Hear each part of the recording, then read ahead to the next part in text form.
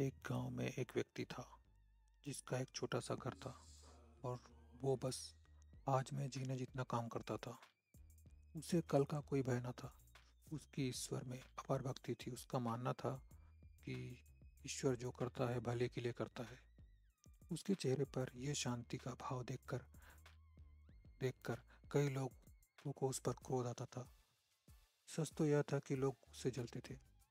आज के समय में कोई किसी को संतुष्ट देखकर जलता है, पर वह व्यक्ति सभी को सिखाता था कि ईश्वर में विश्वास रखें। वो जो करता है अच्छे के लिए करता है। एक दिन गांव में एक बच्चे की उंगली दरवाजे में फंस गई और कट गई। वो बहुत रोया। पास के दवाखाने में जाकर उसकी मलहम पट्टी की गई, लेकिन उसकी आधी उंगली को नहीं जोड़ा जा सका। उसकी माँ बहुत रो रही थी। उसके पिता भी बहुत दुखी थे। तभी वो संतुष्ट व्यक्ति वहां से गुजरा। उसने पूरी बात सुनकर बच्चे व उसके माता पिता को समझाया और कहा, भगवान में विश्वास रखें। वो जो करता है अच्छे के लिए करता है। यह सुनकर बच्चे के माँ बाप और गांव के लोगों को गुस्सा आ गया। हमारे बच्चे की उंगली कट गई, इसमें तुम्हें और तुम्हारे भगवान को क्या अच्छा दिख रहा है?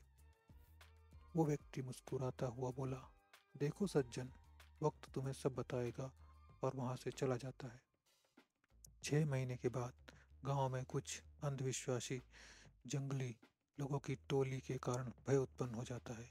वे लोग हर एक गांव से एक बच्चे को ले जाते हैं और उसकी बलि देते हैं। उसका मानना था कि इससे खुशहाली आती है। अब इस गांव की बारी थी। वे लोग उसी बच्चे को उठाकर बलि देने ले गए। उसकी छोटी उंगली कट गई थी। माँ बाप का रो रो कर बुरा हाल था, पर उन लोगों ने एक ना सुनी।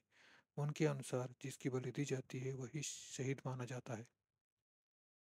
जब उस बच्चे को बलि के लिए तैयार किया गया, तब उस टोली के मुखिया ने देखा कि बच्चे की एक उंगली कटी हुई है। इस तरह उन लोगों ने इस बच्चे को छोड़ दिया और वहां से चले गए, क्योंकि उन्हें एक गांव से एक ही बच्चा लेना था। बच्चा सही सलामत घर पहुंच गया। सभी की खुशी का ठिकाना न था। तभी वो संतुष्ट व्यक्ति आया। बच्चे के माँ बाप ने उसको हाथ जोड़कर कहा, भाई, तुम सही थे। ईश्वर जो करता है वह अच्छे के लिए करता है। इस कहानी से हमें ये सीखने को मिलती है कि ऐसा नहीं है कि अंधविश्वासी बने और भगवान पर सब कुछ छोड़कर महीन बन जाए।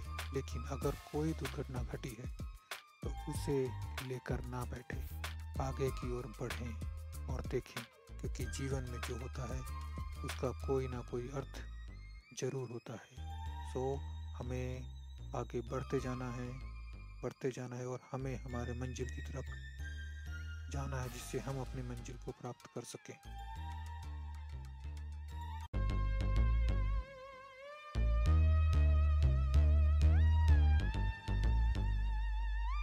This is silent noise.